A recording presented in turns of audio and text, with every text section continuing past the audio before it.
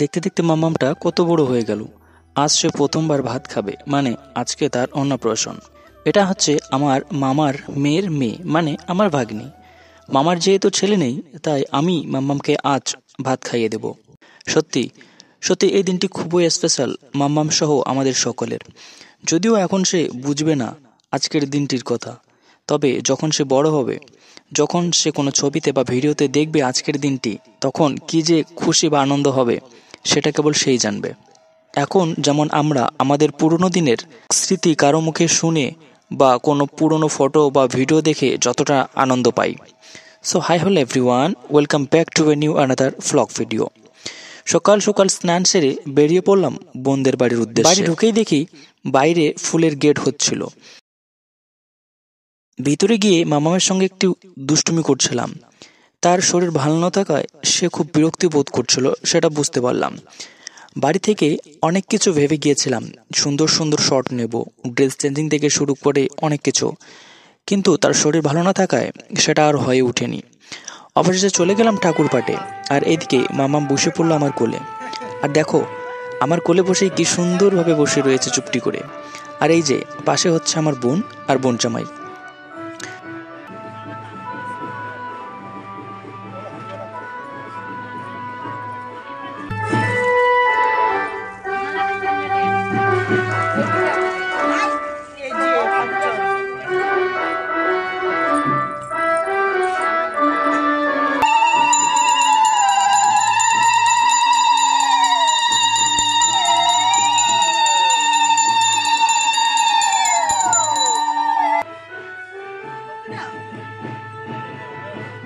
মাম্মামকে বসিয়ে দিলাম আমার সামনে।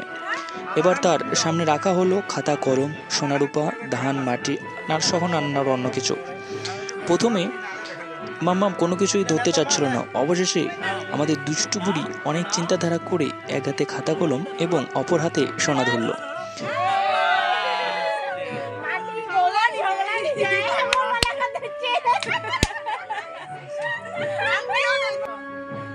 আর এদিকে আমি তার হাতে কলম ধরিয়ে দিয়ে তার নামটা খাতায় লিখলাম। তারপর অবশেষে এই যে মাম্মাম প্রথম ভাত খেলো।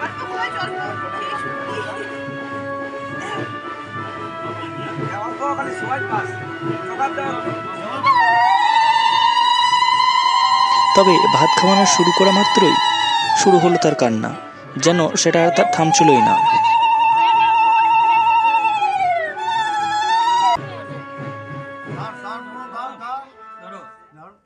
আমি প্রথমে আশীর্বাদ করলাম, তারপরে একে একে তার বাবা মা সবাই আশীর্বাদ করলেন। তোমরাও আশীর্বাদ করো যেন মাম্মাম অনেক বড় হয়।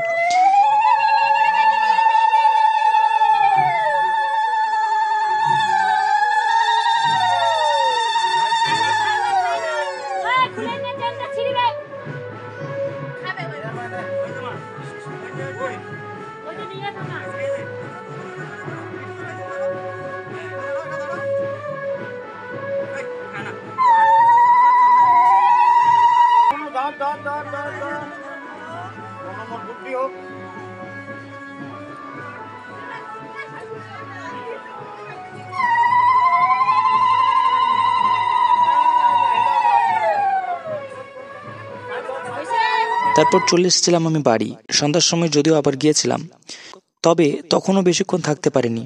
তাড়াতাড়ি খাওয়া দাওয়া করে বাড়ি ফিরছিলাম। চাপের মধ্যে ছিলাম সেই দিনটি, তাই অতটা এনজয় করতে পারিনি।